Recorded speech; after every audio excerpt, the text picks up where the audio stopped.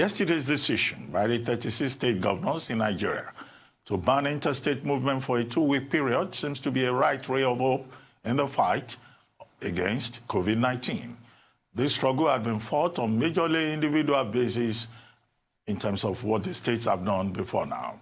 But right now, we're being joined on the program by Dr. Kayode Fayemi, Governor of Ekiti State and Chairman of Nigeria's Governors Forum. And in the course of this conversation, we'll try to find out what else the governors may have up their sleeves in this matter of life and death called COVID-19. Welcome to the program, Governor Fayemi. Good morning, Governor. Welcome to the program. Good morning. Good to be on your program. Good morning, and thank you for joining us. Well, for the next 1 hour, we're going to engage you. And, I just want you to relax. It's not a JAMB examination. It's a conversation. Yesterday you had, the 36 state governors had a teleconference. And at the end of it, you decided that you advised, rather, that there should be a ban on interstate travel for the next additional 14 days. What exactly does that mean? Does it mean that you will be recommending to the federal government that there should be a complete lockdown of Nigeria, as some people have suggested? Or you are just saying that interstate travel should be banned and then, essential services should be allowed? Thank you very much, Ruben, for offering us the opportunity for clarification. This is not a first meeting that we're holding via the web. As a matter of fact, in the last 6 weeks, this is our 6th virtual meeting in which almost all of the governors in Nigeria were present.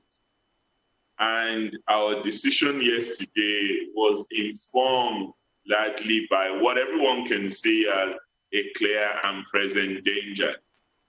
And it is not a complete and total lockdown of Nigeria. No. It is a proposal to the federal government, Mr. President, and its main advisors, the Presidential Task Force, on what we see based on our experience. And let's be clear. When NCDC announces results every day of the trajectory of this unfortunate virus that has afflicted our country and the globe, they talk about what is happening in states. There is no federal victim or patient of COVID-19. There are patients in Oyo, in Zamfara, in Katsina, in Kano. So that in and of itself makes this a state challenge as much as a Nigeria challenge. And that's the reason why we've met consistently and also interacted quite actively with the Presidential Task Force. And what we're basically saying is that based on our own experience, the evidence before us, and facts that are available, imported transmission of COVID-19 would appear to have subsided, if not completely stopped. However, community spread clearly has started. And what has aided community spread more than anything else is the unrestricted movement of people from the epicenters, Lagos and Abuja, in spite of the lockdown in those places. And I can give you numerous examples, not least from my own state. Our third patient, who unfortunately passed away yesterday, came into Ekiti in the middle of the night from Lagos and ended up in a private hospital without disclosing any ailment to them for a delivery. it was in the context of a cesarean section that was performed on her that it became clear that she was a COVID-19 positive patient. And she had already been in contact with about 70 people cumulatively. Those she had been in contact with had been in contact with other people. And this is the story for the bulk of what we had seen in the last 3 weeks. And that is precisely why we decided yesterday that we would propose. It's not in our place. Of course, we're responsible for our state, and we can actually lock down our state. But we felt for us, cooperative federalism is the way to go. So we proposed to the federal government that it would be good in places where you cannot afford a complete intra-state lockdown. And there are reasons sometimes for us not to really promote intra-state lockdown, because the evidence does not suggest in any states that we are having community spread. However, the evidence suggests that people are moving, and Nigerians are very migratory. We all know that. So what to do is to stop movement from state to state and then reduce the potentiality for spread. And internally, coupled with interstate boundary lockdown that we're proposing, we're also proposing that we should not encourage public gathering of any nature. Churches, mosques, political gatherings, funeral and wedding parties, you name it. Anything that could encourage, even schools.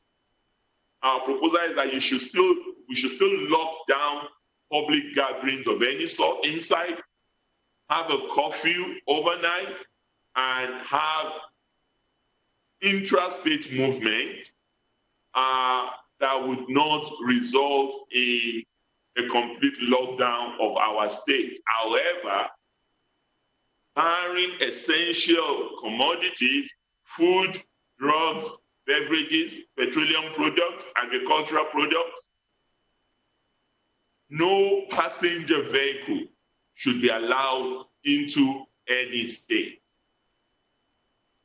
in the course of these 2 weeks. That's our proposal to the federal government. And we met with the federal government team last night, led by the vice president, and we tabled our proposals to them.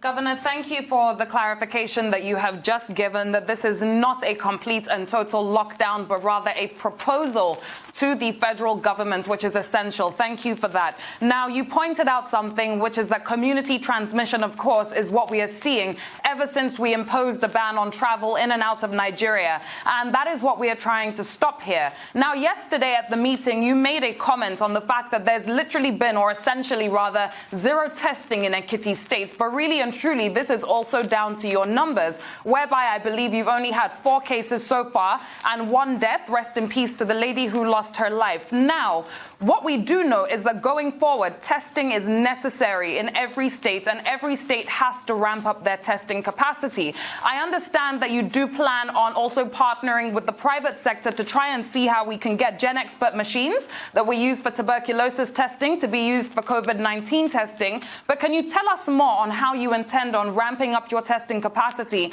in Ekiti states? Okay, well, this is not something limited to Ekiti State. We have also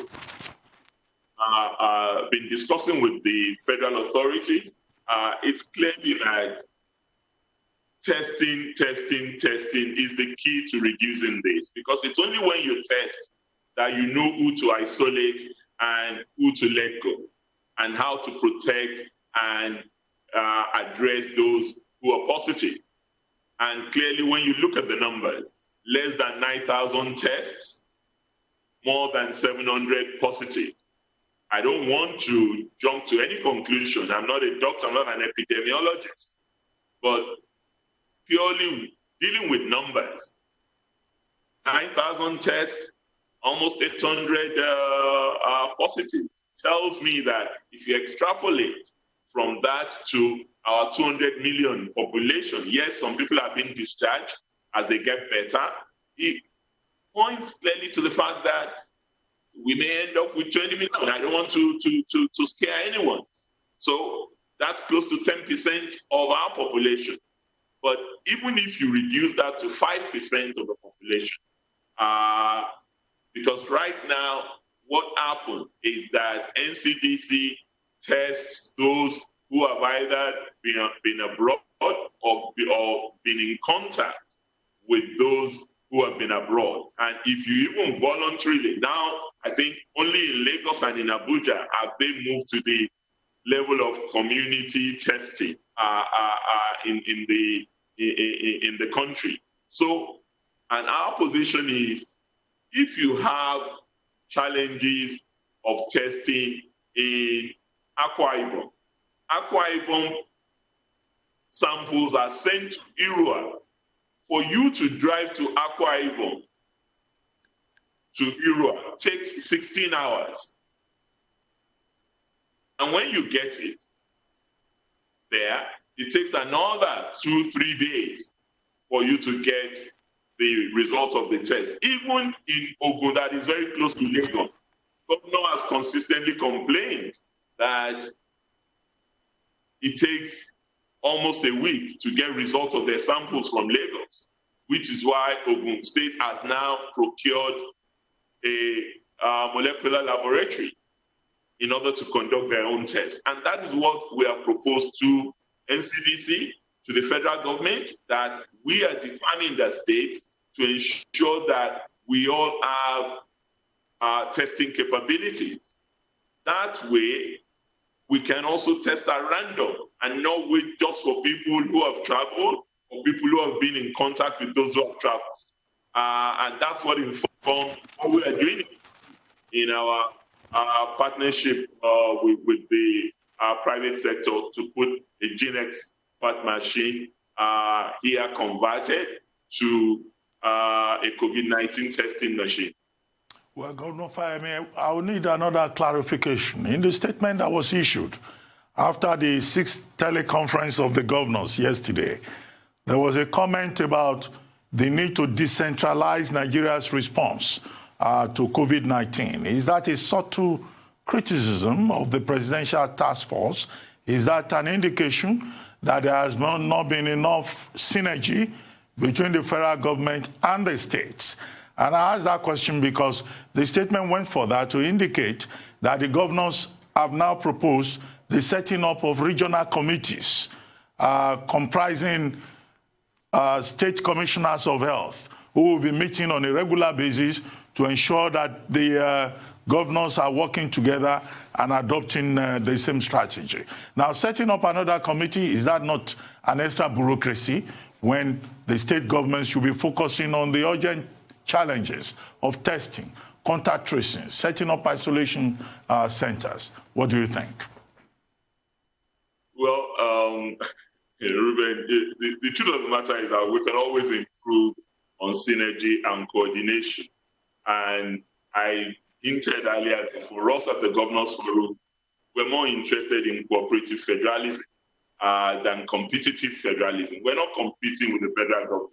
And this is something that is an existential threat to all of us Nigerians. So how to resolve it is what Nigerians are interested in, not who resolves it. And the federal government has a national, has a federal approach to it. We have a state approach to it. What we need is a national approach to it.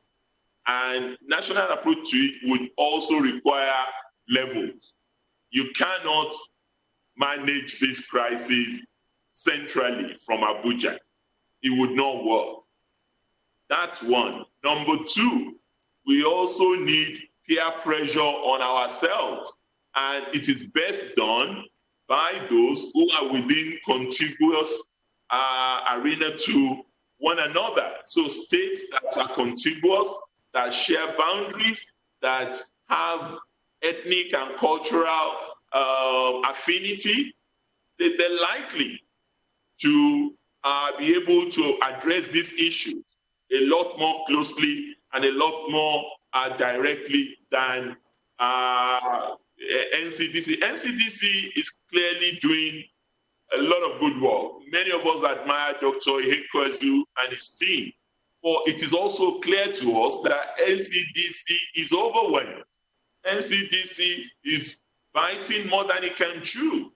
So we are actually helping NCDC and the Presidential Task Force out by suggesting that henceforth we want our own teams, the commissioners for health, our epidemiologists in the zone, to do this. And that's what we did yesterday. Apart from myself and my vice chairman, the chairman of all the zonal governors forum, Southeast, Northwest, Northeast, North Central, Southwest, they met. They were all in the meeting that we had with the vice president and the chairman of the Presidential Task Force. So basically, we're all in this together and we must fix it together. Governor Fayemi, thank you for that particular clarification. Now, yesterday, something else happened within your state. You ordered the release of 30 prisoners from Ekiti Correctional Center, which is a great move, and it was also a move, of course, in the efforts to contain the spread of COVID-19. Now, you also mentioned that these people who were released are also going to be receiving palliative measures from the government, which is also another great move, considering the fact that just last week on this show, we actually did bring up the question as to whether people who are released from correctional centers were going to be receiving palliative measures.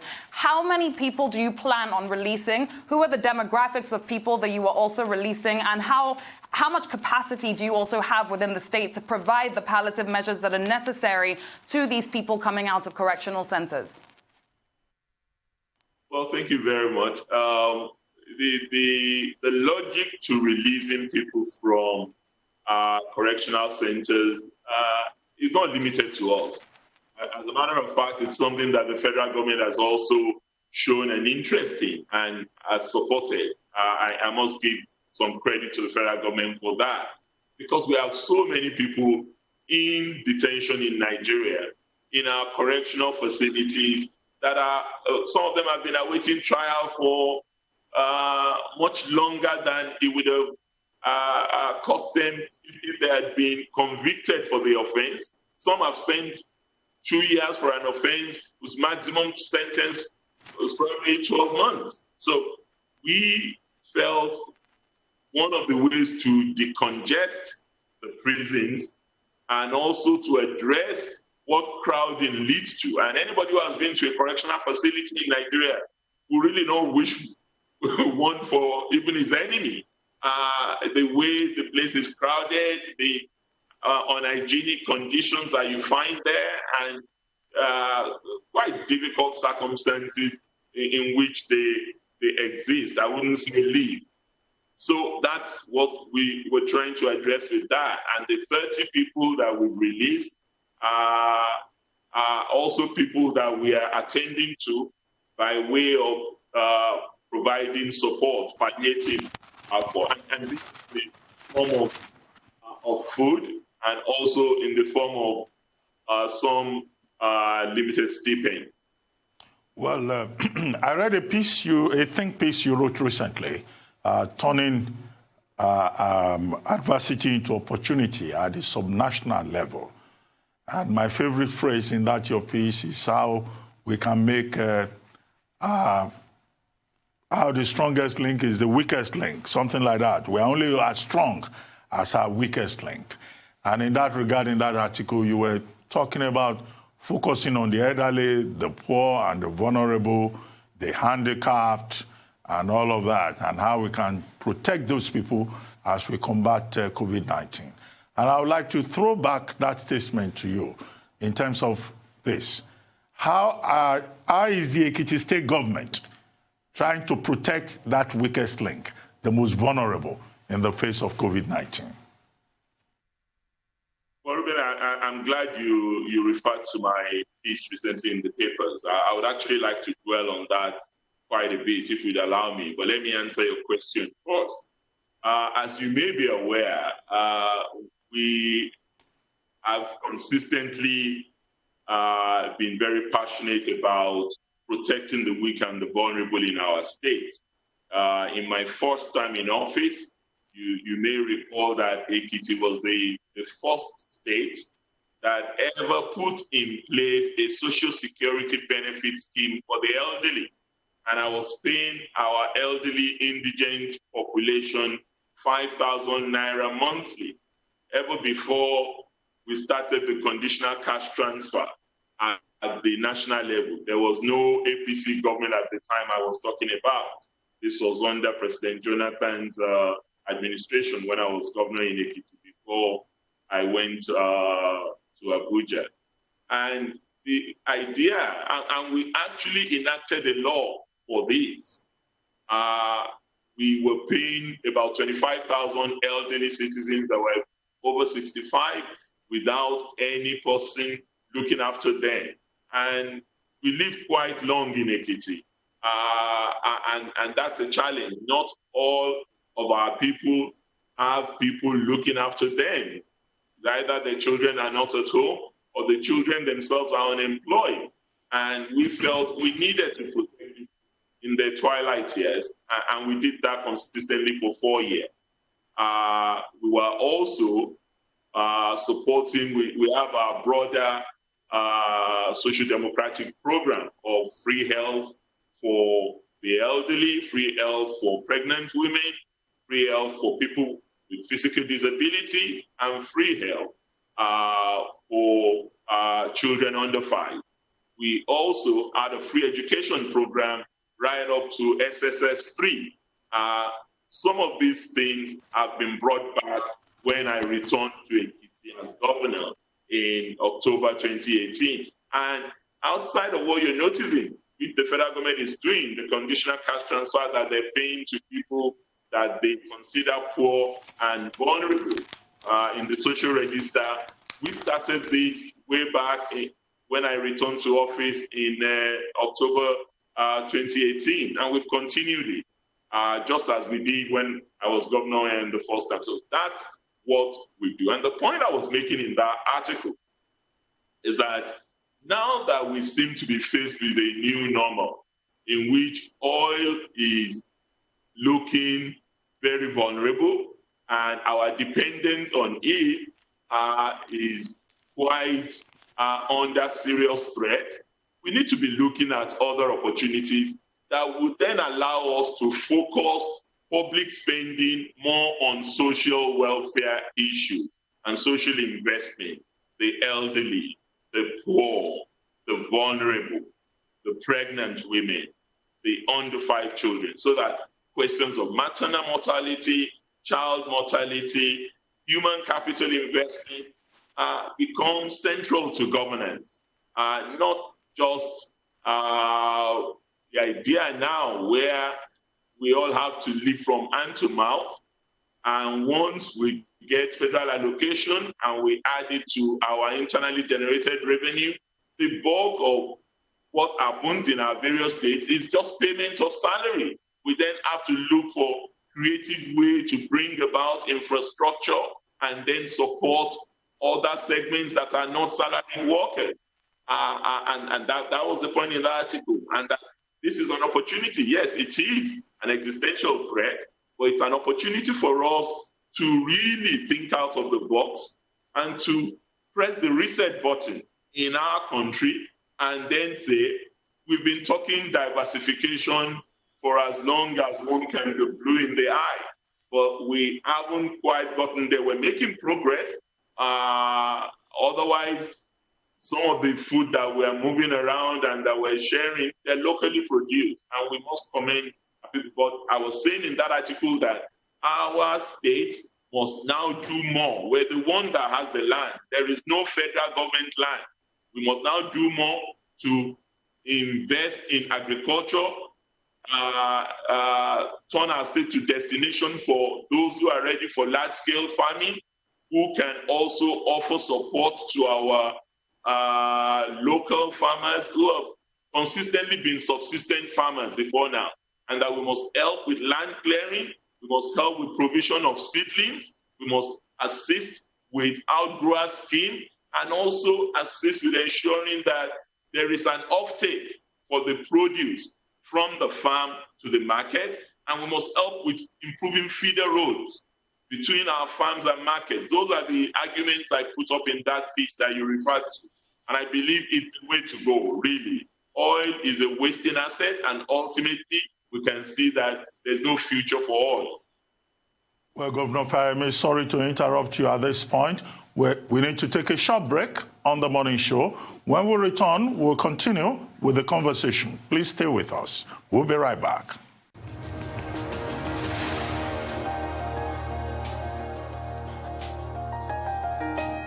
Welcome back to the morning show here on Arise News. Dr. Kayode Fayemi, the governor of Ekiti State and also the chairman of the Nigeria Governors Forum, is still here with us on the morning show, looking into the fight against COVID-19 and also the way forward.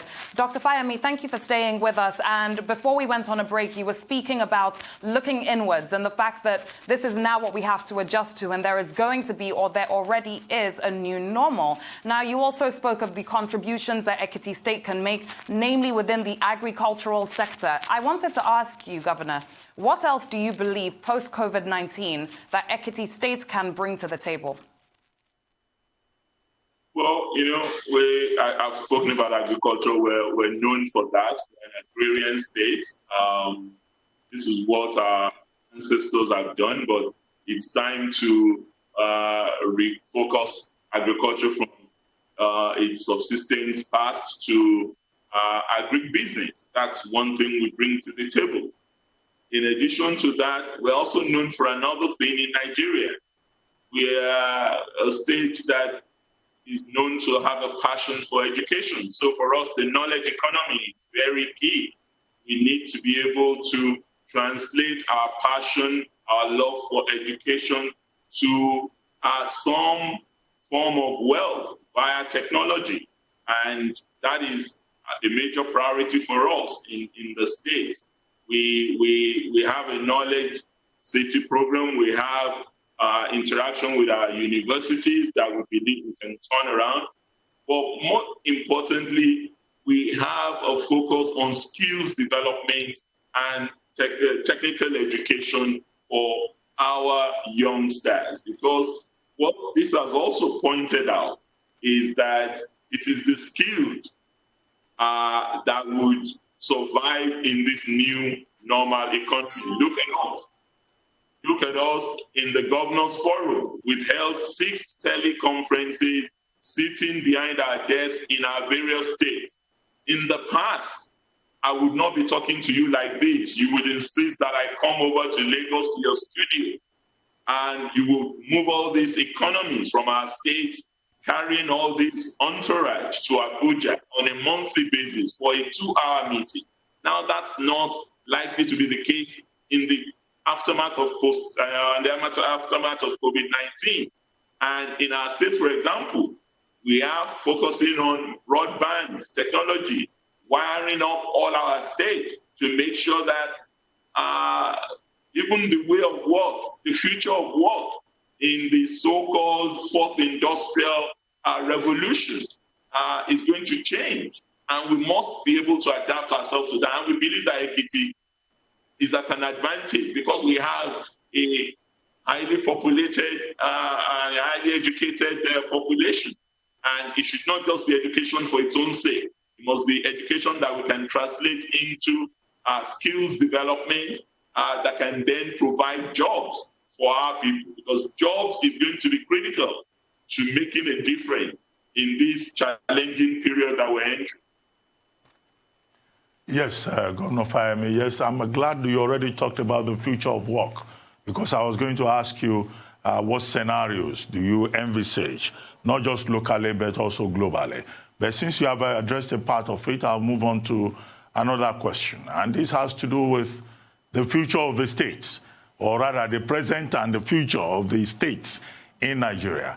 Now, oil price now, Brent crude is down to about $19. There is a price war in the oil industry that has created a crisis in that sector, combined with the crisis we have with the COVID-19 pandemic.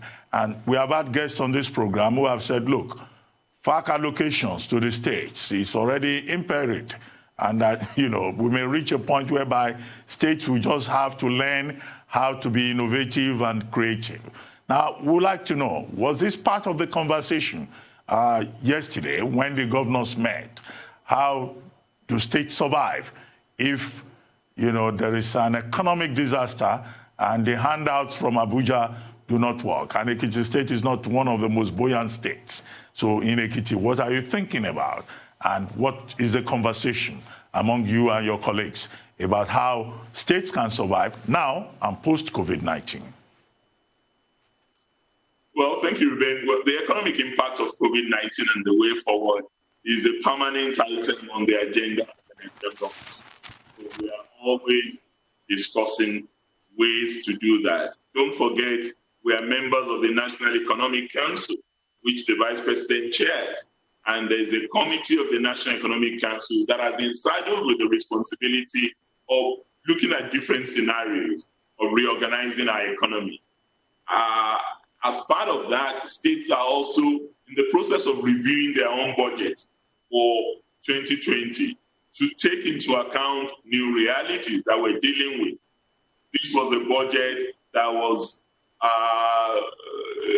predicated on an oil price benchmark of $57, almost $60. Of course, you know what has happened, and we need to be looking at what that means for the state and how that would impact on our local economy.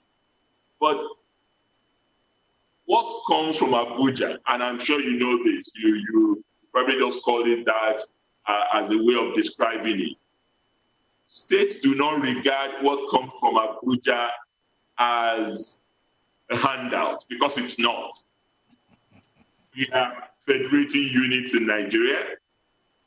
What goes into the federation account belongs to the federal and the state, and in the context of the state, to the local authorities superintended by the state. So we don't consider it a favor done to us.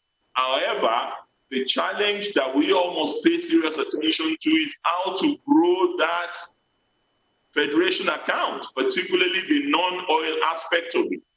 And that relates to the point I made earlier about agriculture. People would always eat. We have seen that people may choose either by force or by force majeure not to use oil. And part of what has resulted in what is happening to oil prices around the world is that aviation is out. Nobody is flying anywhere, so there's no need for jet fuel. Even those of us who are at home were locked down in our various homes in all the countries of the world. So, and the factory of the world, China, is not producing at full steam. So really, oil is just on the high seas, begging for people to buy, and no one is looking in that direction. Automatically, it's a demand and supply mechanism at work. The important point is states would have to readjust. And part of that readjustment is being very honest with our population and letting them know that it is now business unusual. Our youth, we need to drive them into more creative, more self-generating initiatives rather than waiting for jobs. We've been saying it forever. We had this situation in 2008, 2009. Oil prices went down. We had it in 2015, 2016, when President Buhari just came in. But we soon forgot about, don't let me say forgot about it. We soon played it down once oil prices returned to $60, $70, and things were looking a bit good for oil. But thankfully, this government has also embraced agriculture in the process, and some of what we're seeing is the byproduct of that. In my state, I mean, if it had not been for COVID-19, Dangote Rice is setting up a mill here. Promasido Cowbell is working in Ekiti to help us revive our dairy farm. We have people setting up cassava processing mills.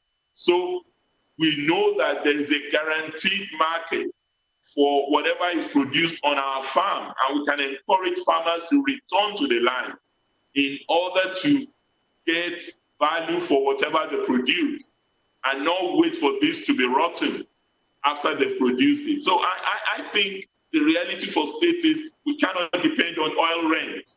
And I said it just a couple of days ago that by June, we're not even sure we're going to get anything from oil rent. Our revenue from Abuja, from the Federation account, will probably have to depend on other things that is in the non-oil component of the Federation account. Governor, certainly we cannot depend on oil rents. And to be honest with you, looking at our Dutch disease even more seriously now, we know that we are forced to look at other situations or other new realities that we have to adopt or propose. Now, I'd like to take you back to, or follow up rather, on what I'd asked you before, because you mentioned education and you spoke quite proudly about Ekiti State and education. Dr. Fayemi, how are you using technology to transform education within Ekiti State as well? Are you digitizing your universities, etc.? Is there anything you can tell us in that particular regard? Oh, yes, there's a lot that I can tell you in that regard. Again, if I had to harken back to my old days, my first time in office, everybody knew of our laptop for child in Ekiti State, provided for our secondary out of a partnership that I entered into with Samsung. But we are revisiting that model now by making sure that what we have is computer labs, not individual laptops for our students, and ensuring that we also partner with institutions that can train our teachers via the web. We're entering into partnership with an institution called Bridge Education Service, which has been working in Edo State and also in Lagos to retrain our teachers and ensure that that can be utilized for our basic education, our primary school children. In our university, you heard what I said earlier about broadband access in the state, because we believe that this is critical to even enabling the universities to embark on online courses and encourage them to utilize computing for a lot of what they're doing. Look at this period now. We have School on Air program in Ekiti State for our basic schools and our secondary schools, those who are stuck at home. But it would have been most preferable to me if we were to conduct those classes online rather than via the radio, which is what we're using. But we don't even have broadband access enough to be able to do that, which is why we're focusing our energy on broadband access for all, because we don't think this is a privilege anymore. The new world that we're dealing with, we must make it available as it has become obvious to all of us in the world. Well, Governor Fayemi, before we end this, we still have some 15, 16 minutes. I would like to ask you a couple of political questions. But before I get to the political questions, let me draw your attention to the social crisis that we've been having with the lockdown, particularly in this part of the country. We have some characters who call themselves 1 million boys, harassing people, disturbing people on the streets. We also have those who call themselves Awawa boys, who have been going from house to house, neighborhood to neighborhood, creating some kind of disturbance. Now, what is the experience in Ekiti State? Do you foresee the possibility of that kind of social unrest? And if not, what steps are you taking to prevent it? And going beyond that, there are persons who have asked a question. A few months ago, you and your colleagues in the Southwest, you were defending the Western Region Security Network, also known as Amotekun. With people being harassed now, particularly in Lagos and Ogun State, some people have been asking the question, where is Amotekun to offer the protection that is supposed to be part of its mandate? Thank you very much, Ruben. Well, Amotekun is alive and well. It's been distracted a little bit because of our focus on COVID-19. As you may have been aware, we signed it into law in all our states, and we are now at the phase of recruitment. There's recruitment, there's training, there's deployment. And we are also synergizing with the law enforcement agency, the Nigerian police. Excuse me. We have had a number of meetings with the federal authorities as a result of the Western Nigerian Security Network. And I would like to think we're now largely on the same page, and we're also working with them in the implementation of community policing. But you're right, Amotekun ought to have been very useful under the current circumstances. But I think it's better for us to conduct its recruitment and training properly so that these people can really be of benefit in the community, because they're going to serve in their own local community. Just like the recruits by the Nigerian police will also serve in their own local government. That's what's happening to Amotekun. People should not entertain any fear. The governors are still fully committed to citizen security and protection, which we consider one of our primary responsibilities as governors. But addressing the larger question of social unrest that you raised, we do not have it on the level that I have read about or that my colleagues have spoken about in Lagos and Ogun State. But that's probably understandable. The population is a little bit more out there than in Ekiti. But we have also taken some measures that might have attenuated that. Quite apart from the fact that I would like to think that our people here are more generally law-abiding. We're rustic people, we're Araoke, as you Lagosians will say, and we tend to be more cooperative with our governments. We do have challenges here. People try to evade our lockdown. People raise concerns, but I think they've come to an understanding that this is for their own sake. It's about their own safety and well-being. And there's generally a much more receptive audience here in our state. However, I believe when it comes to hunger vid, we have to address that. And that's one of the things we've done. We've made sure that we've tried as much as possible to allow the palliatives we've offered to spread to the nooks and crannies of our state, not just to the indigent and the vulnerable, but also to artisans and people who have lost their daily income as a result of the lockdown. So we've had calls to make it available to the NURTW, the Drivers Union, the Tailors Association, the market women.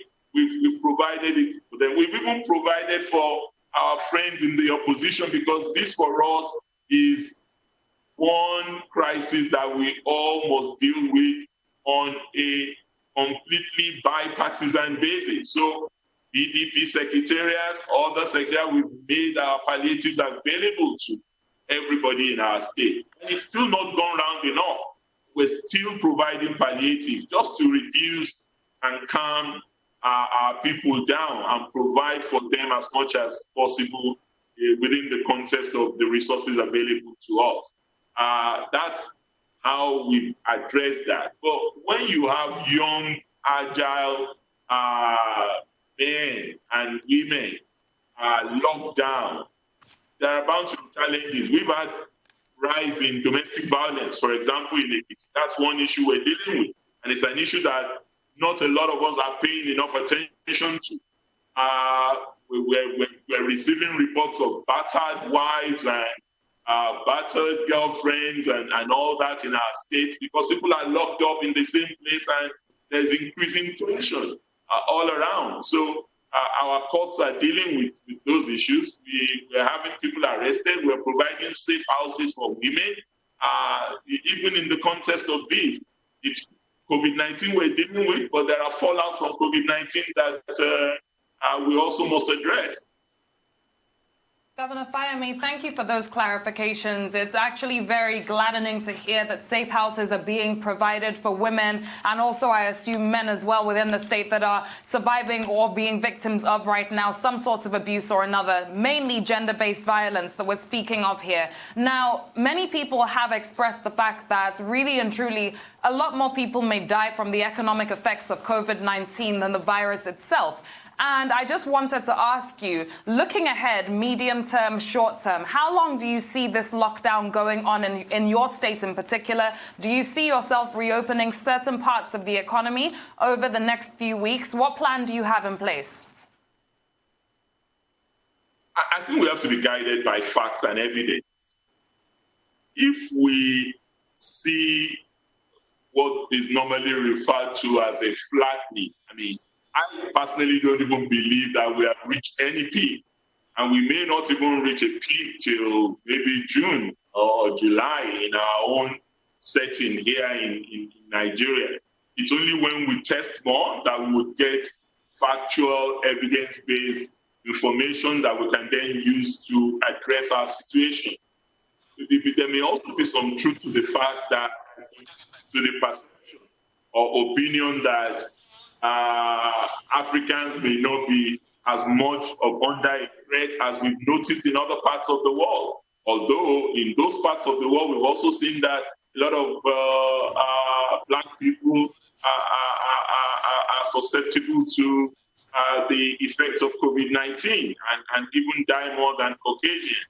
But coming to our own situation here, if we can lock down in a very, very firm manner, particularly what we have proposed on the interboundary movement, it may be possible for us to really go back to our normal situation, or at least close to normal, in the next month. That's my sense. But we really have to be guided by the facts. We can't treat this on an emotional basis. Otherwise, we'll get ourselves into trouble. Some of us are concerned with what is happening in Kano, and Nigerians generally are looking in that direction. Is this the new epicenter? And what do we do in light of some of the maybe cultural practices that may even conduce to the spread of the virus? So those are issues we need to deal with. Testing needs to be ramped up. Facilities, training needs to be provided for our health workers and protection, particularly for health workers. And then three, government needs to be firm in its management of these and better coordinated, better synergized with the end users and the states in this regard. Well, Dr. Fayemi, we have a question on our Twitter feed, which is at Arise TV on Twitter. And there is someone who is asking you a question from Twitter saying, "Sir, what are the plans being laid down for students, most especially the university students that have been sent home and are doing nothing?" Salem Kismet, that's the gentleman's name. So that's a question from our social media platform for you. Well, for university students, I have two responses to that question. Ruben, you recall a gentleman called Isaac Newton. It was during a plague like this in 1660 or thereabouts, I can't remember the precise date, that he hunkered down in his home in the village and developed some of the theories that won him accolades. By the time he returned, he was a student at Cambridge then, but there was a plague at the time, and he spent his time being locked down, producing more interesting insight into theory of relativity, into many mathematical theories.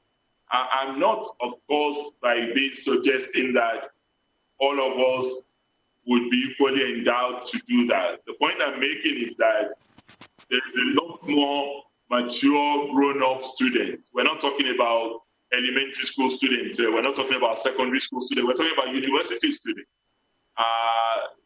They can become a lot more creative and deal with that. But there is also an existential crisis. Some of them will throw it back at me that, okay, you want us to do that. Where is the electricity?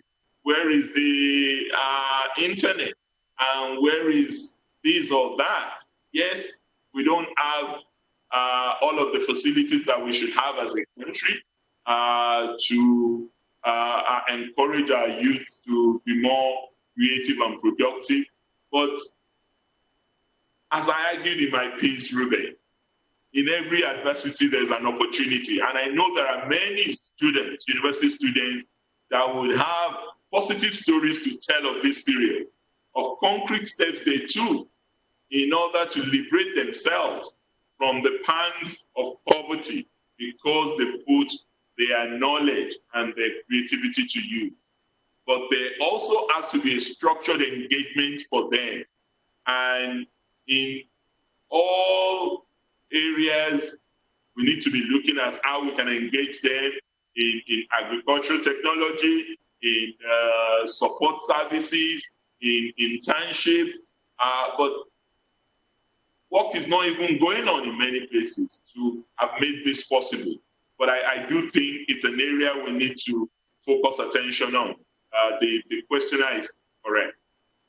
Dr. Fayemi, thank you for your response to that. Now, we're rounding up this conversation in just a matter of minutes, and I'd like us to go back to the point on opening up economies, and you were saying that if we're being hopeful, maybe within the next month. Now, a lot of countries and cities around the world that are doing so have increased their testing capacity to the point where they kind of know what to expect when they open up their economies. So I wanted to ask you, Dr. Fayemi, over the next month, how many tests do you plan on carrying out within Ekiti State? And do you plan on adopting certain measures like Lagos State did with a house-to-house search to test for more possible symptomatic patients of COVID-19? Well, one of the ways we are trying to address this, the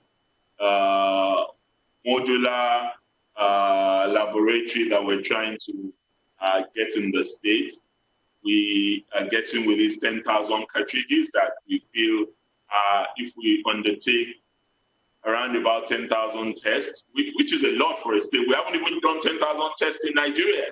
We've done roughly 8,000, 9,000. So I think we must get to a point where we're able to test 10,000 a day over the next